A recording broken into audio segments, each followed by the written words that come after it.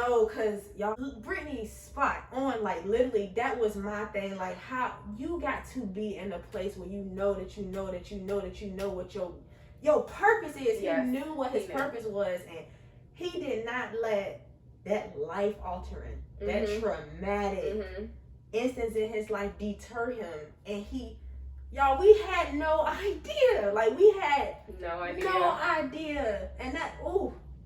That's why I always say, y'all, I cannot stand when people envy, when somebody actually finds their footing, or when somebody actually, you see them shining. You have no idea what people go through. None. It burns me up, because you just have no idea. Like, you want something that you don't even know if you capable of putting yourself through, like, working through. So I didn't mean to get on that, but heroic. I was like, that's my hero. And I wasn't a diehard Chadwick fan by any means, but I loved all his work. I loved everything he did. So it opened my eyes, like, yo, the stuff that I am worried about, the stuff that I choose to marinate on, that's not doing me no good. Like, man, it's just there's a shift happening. Yeah, I'm gonna either shift with it, I'm gonna tap into this. I'm really gonna like tap into this purpose thing, or I'm gonna sit and keep doing the same stuff I've been doing for how long? Like, the time has changed. That's what it was for me. It was definitely like, especially being somebody who suffers from anxiety. Ooh. It's just kind of like, are you gonna let your thoughts and your fears like overtake you? Yeah. Because I really could see how that could have went different had he would have like lived in fear, or whatever. Because I'm pretty sure the doctors told him he needed to rest more, to chill. or he needed to chill. So it's just kind of like, are you gonna keep playing it safe? Like, literally, I feel like that's the question. Like, are you gonna keep letting your mind tell you to play it safe? And it was so unfortunate, but I think the message that he left behind, and I'm pretty sure that wasn't intentional. It was just for the sake of him being private, like him just existing, like to leave that kind of message behind. Yeah, it leaves me speechless. That is insane. That really is insane. And the part that really hits me in my gut is, had he decided to let that situation alter him, nobody would have been mad at him for that. That man was terminally ill. He was terminally ill. It wouldn't have. Nobody would have looked at him sideways if he decided to not be private and come out and say, "Oh, I got colon cancer and had to cancel all his stuff." We all would have been probably in on the news. We would have watched his decline versus watching him actually be purposeful. He decided that because the vision, it was way bigger than him. Look at what this has done. Look at the conversations that are being had. People who are actually taking action, who have never moved before because of this. Like, he knew it was bigger than him, and he decided that was more important, and that he decided to be a yes. I call it showing up as a yes every day. I wake up and say yes to my purpose, like whatever that looks like today. And I just feel like he embodied that. He could have been like, no, I'm gonna do what the doctor said, and I'm gonna take off, and I'm gonna be at home, and nobody would have been upset. So it's like, no, you really have a choice. That's what that says to me. Like, you have a choice. That's so. I don't even have words, because I really think a lot of times, not even celebrities, most people struggle with, what am I going to leave behind? What is my legacy going to be? How am I going to leave this lasting impression? And to think that you did that just because you lived your life. As it should be. As it should be. That's really how it should go. Like, really, that should be enough. But, here we are. It just, I'm speechless at this point. But really, that, that tore me up. But his message that he left behind, I'm pretty sure, has been a wake-up call. Yeah, for certain. For a lot of people. For certain. I totally agree. And I don't know, Brittany sparked something when she said just about how he probably didn't even, his thought was never what legacy I'm gonna leave behind. His thought was, I'm just gonna do what I'm supposed to do, and that was his legacy. I feel like that, like you said, and it is a message to us all. Like, we really don't have to think a little too much about that part. Like, we just gotta be present, and when you present, God tell you, like, the universe show you, your instincts, your intuition will have you pull this shift. It will pull you where you're supposed to go. Your job is to yield to it. That's literally yield to where God is trying to pull you. Yield to the shift. Yield to where your mind goes. Yield to where your heart is going to. And it's gonna be. It's not gonna always be, I feel like, good things all the time. No. Your heart, or the God or the universe may be shifting you or yielding you to let stuff go or to rebuild or to start over. It's gonna look different. You just gotta yield to whatever it is in that moment. It won't be the same all the time, and that's okay. I think sometimes we look at structure and being organized as a one-way thing all the time, and that's just not the case. So I hope those words were of some type of ease or comfort for anybody who is also may be experiencing just big changes right now, life-altering changes, or you may be dealing with grief or suffering. That and it all, like, it's all working for your good, and to just, you know, yield to the changes in your life. Working against it and fighting yourself is only going to make it worse. It causes resistance. That's when things get super chaotic. You kind of just, you got to yield. We feel like that's what's going on right now. For sure.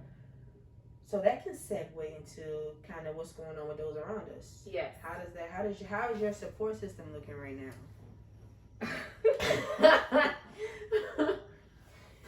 Now let me say this. I think that over the past year and some change, I think my support system has gotten stronger in what it is, who it is, and what they bring to my life.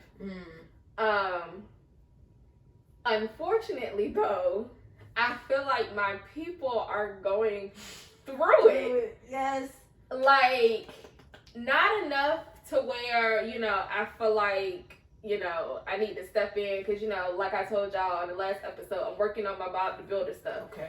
But I mean, really just, I don't want to even say that it's all life altering, but definitely stuff that will shape and change you personality wise, and maybe how you look at future situations. And crazy enough, oh my God, this is so weird we're having this conversation. I have talked, literally, y'all, all of like my support system, maybe outside of my sister-in-law because they were on vacation, but like my closest friends, even the ones that like live away and we don't talk as often, I have pretty much talked to everybody in the last like 2 weeks or so. Wow. Dang. And when I tell you, I feel like everybody is having situations that kind of have me like, you know, it's not funny. But you know how, like, when you don't know what to say, you be like, damn, like, so what you gonna do? Like, so what you gonna do? Because, like, I really don't, I don't have no advice to give. Yeah, like, I can't even tell you what I would do if I was in your shoes. It's been stuff like that has been left field. Yeah. And it really makes me wonder, like, what is this that is happening that is causing people? It's literally like you have to do something about it. It's not stuff you can marinate on. It's not stuff you can just sit on and let be. Like, it's literally stuff like if you don't intervene or if you don't do something, it's like the negative, it's not worth the consequence that comes with it. For sure. Yeah, it is just, y'all, I usually pray on my way to work. I know people, you're supposed to pray before you leave the house when you first, that don't work for me. My best conversations with God are in the car. And when I tell y'all, I have like, to get to my job with traffic, it can take 20 to 25 minutes, sometimes 30 if traffic is bad. Y'all, I have literally been praying like, either to work or like up into the exit. Oh my God. Because I'm just like, that is the only thing I can do is say a prayer, and of course be there if they call or text me, but the stuff is just insane. Like, I'm just like, what is this? And then even for, I don't think I said this on the last episode, I have lost like 3 people in 4 months that have in my family.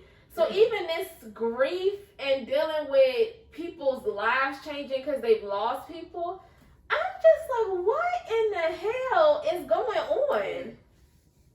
So yeah, I don't know. It's just been a lot of me just having to pray for people, because literally that is all I can do, because the situations are just, they're like monumental situations. Yeah. I feel like.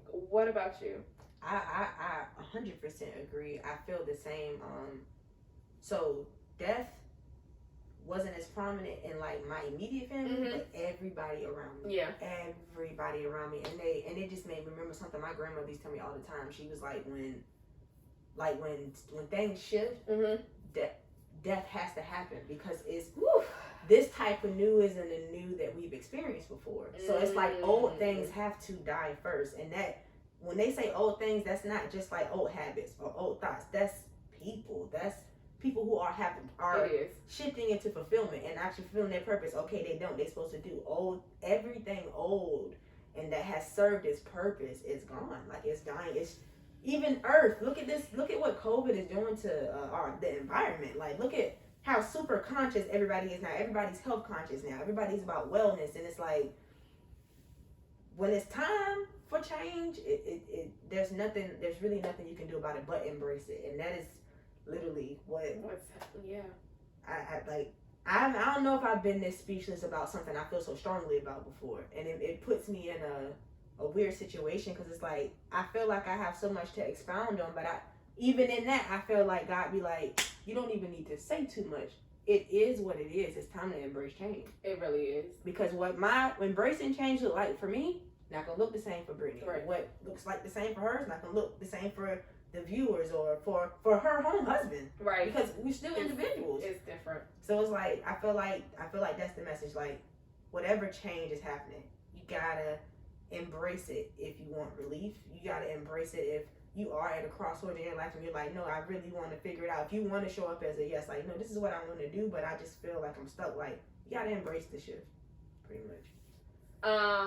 I think this is a great space or place to talk about resisting the change. Yes, I agree.